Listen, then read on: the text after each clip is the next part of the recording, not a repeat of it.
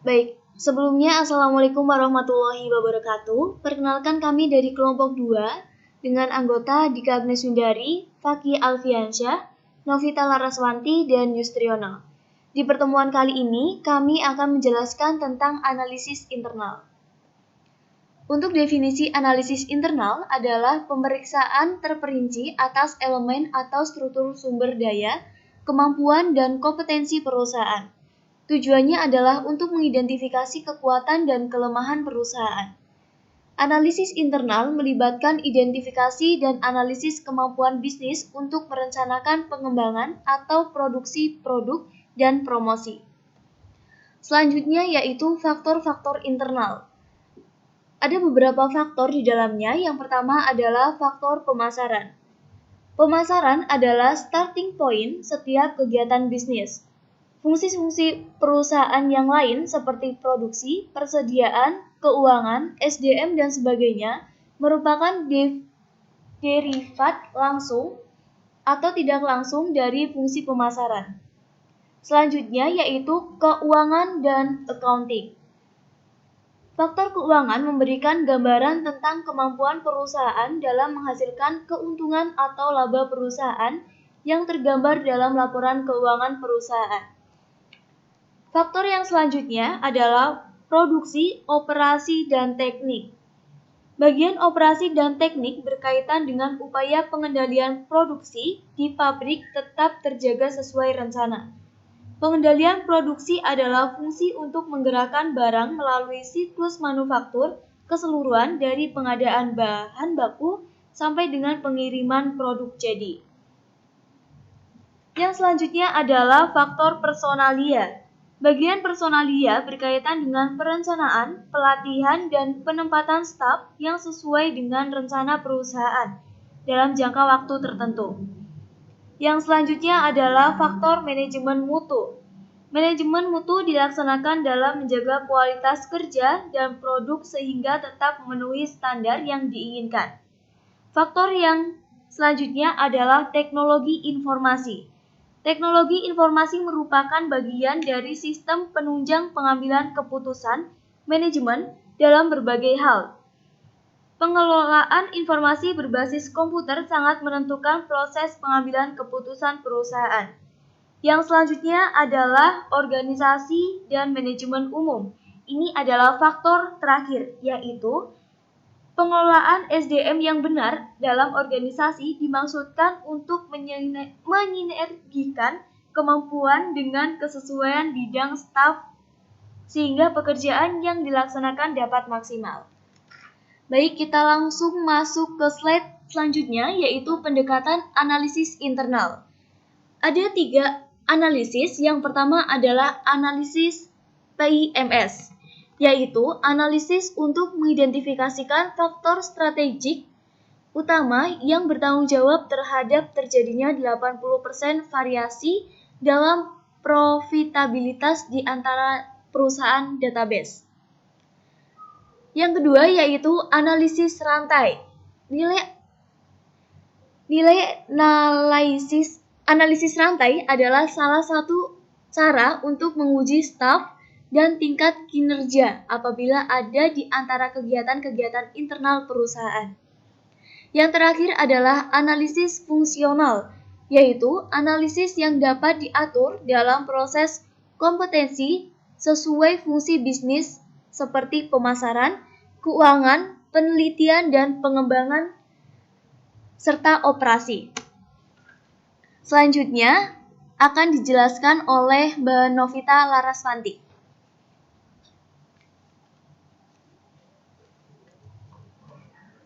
Pengamatan analisis internal.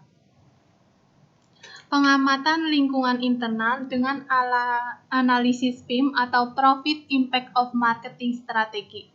Marketing Science Institute dan Strategi Planning Institute SPI mengemukakan beberapa hal yang mempengaruhi kekuatan dan kelemahan, yaitu 1. Intensitas investasi, 2. pangsa pasar, 3 pertumbuhan pasar, 4 daur kehidupan produk, 5 rasio biaya pemasaran dan besarnya penjualan. Pengamatan lingkungan internal dengan analisis rantai nilai. Pada pendekatan ini, untuk memperoleh tingkat margin diperlukan aktivitas bisnis yang dikelompokkan atas aktivitas utama dan aktivitas penunjang.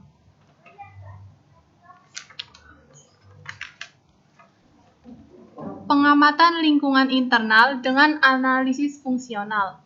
Dalam melaksanakan pengamatan terhadap lingkungan internal dengan analisis fungsional, perlu diperhatikan beberapa hal berikut. 1. Struktur. Pemahaman terhadap bagaimana perusahaan tertentu tersusun sangat berguna dalam perumusan strategi. Apabila struktur perusahaan cocok dengan perubahan strategi yang diusulkan, maka struktur tersebut merupakan kekuatan perusahaan.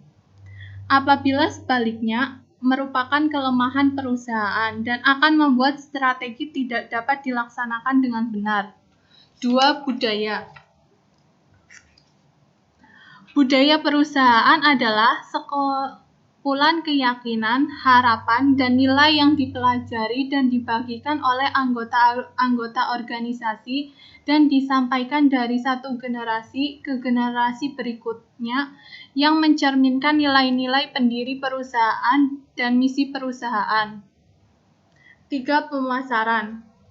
Tugas utama manajer pemasaran adalah mempengaruhi tingkat, waktu, dan karakter permintaan dalam suatu cara yang akan membantu perusahaan mencapai tujuan-tujuannya. Manajer pemasaran merupakan penghubung utama perusahaan kepada konsumen dan pada pesaingnya, sehingga manajer pemasaran harus peduli terutama pada posisi pasar perusahaan dan bauran pemasarannya. 4. Keuangan. Tugas manajer keuangan adalah mengelola dana, yaitu menentukan sumber dan penggunaan dana yang terbaik dari sumber internal maupun eksternal dan mengendalikan penggunaannya. Dari sudut strategis, bidang keuangan harus dianalisis untuk melihat sebaik apa dan apa yang ditangani. 5. Penelitian dan pengembangan. Teknologi perusahaan membantu menentukan posisi pasar dan jenis pesaing yang dihadapi. Manajer bertanggung jawab mengusulkan dan melaksanakan strategi teknologi perusahaan dengan mempertimbangkan tujuan dan kebijakan perusahaan. Yang keenam, operasi. Tugas utama manajer pemakmuran atau jasa adalah mengembangkan dan mengoperasikan sebuah sistem yang akan menghasilkan jumlah produk dan jasa yang dibutuhkan dengan kualitas tertentu pada harga yang sudah ditentukan. Yang ketujuh, ada sumber daya manusia. Tugas utama manajer sumber daya manusia adalah meningkatkan kesesuaian antara individu dengan pekerjaan-pekerjaan yang ada. Kualitas kesesuaian ini berpengaruh terhadap kinerja, kepuasan karyawan, dan perputaran tenaga kerja.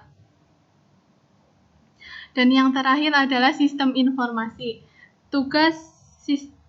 Tugas utama manajer sistem informasi adalah merancang dan mengelola aliran informasi dalam organisasi dengan cara-cara yang dapat meningkatkan produktivitas dan pengambilan keputusan. Informasi harus dikumpulkan, disimpan, dan digabungkan dalam metode tertentu sehingga dapat menjadi jawaban atas pertanyaan operasional dan strategis. Sistem informasi perusahaan dapat berupa kekuatan atau kelemahan dalam 3 aspek manajemen strategis. Sistem informasi tidak hanya dapat membantu dalam pengamatan lingkungan dan pengendalian berbagai kegiatan, tetapi juga berfungsi sebagai senjata strategis dalam upaya mendapatkan keunggulan kompetitif.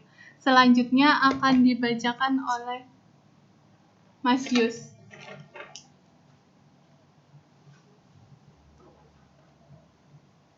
Baik, saya akan melanjutkan tentang dimensi analisis internal. Setiap perusahaan perlu untuk meningkatkan kekuatan internalnya dalam berhadapan dengan persaingan. Pada keunggulan bersaing, yang diperlukan adalah keunggulan yang bersifat terus-menerus, sehingga perusahaan dapat bertahan dan berkembang di dalam lingkungannya.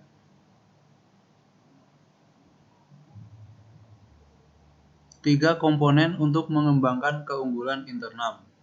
Yang pertama ada research, sebagai input yang dibutuhkan oleh perusahaan untuk suatu proses produksi, yaitu yang pertama ada tangible research, adalah yang mudah diidentifikasi dan dievaluasi serta dapat dilihat pada laporan keuangan yang meliputi sumber daya dana, fasilitas fisik, peralatan, dan lain-lain. Yang kedua ada intangible resource, adalah sesuatu yang sulit diidentifikasi dan dievaluasi seperti teknologi, reputasi, inovasi, dan kreativitas. Selanjutnya ada human resource, sengaja dipisahkan karena memiliki keunikan dan dipelajari dalam bidang tersendiri.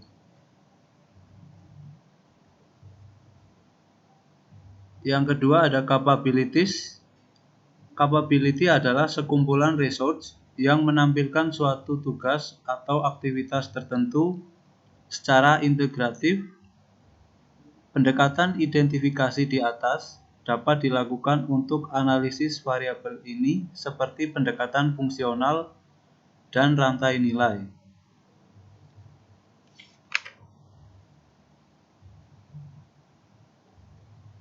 Kemudian yang ketiga ada core competencies.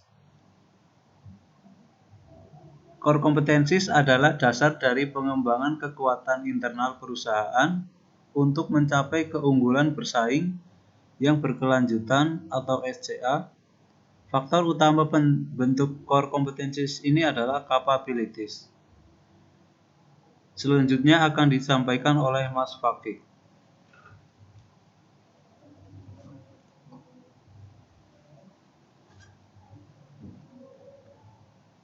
Ya, selanjutnya dari presentasi kelompok kami, kesimpulannya yaitu lingkungan internal perusahaan memiliki kemampuan untuk merubah suatu perusahaan menjadi apa yang dicita-citakan oleh manajemen.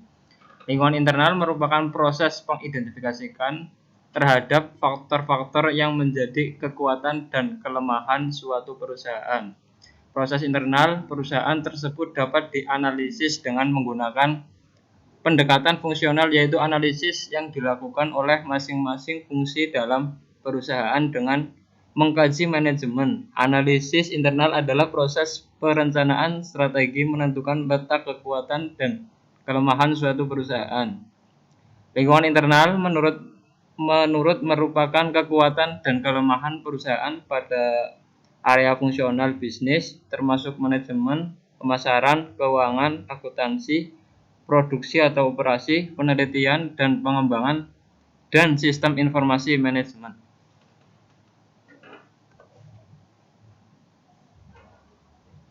Baik, mungkin itu presentasi dari kelompok 2. Apabila mungkin dari teman-teman ada pertanyaan, bisa kita diskusikan bersama di forum.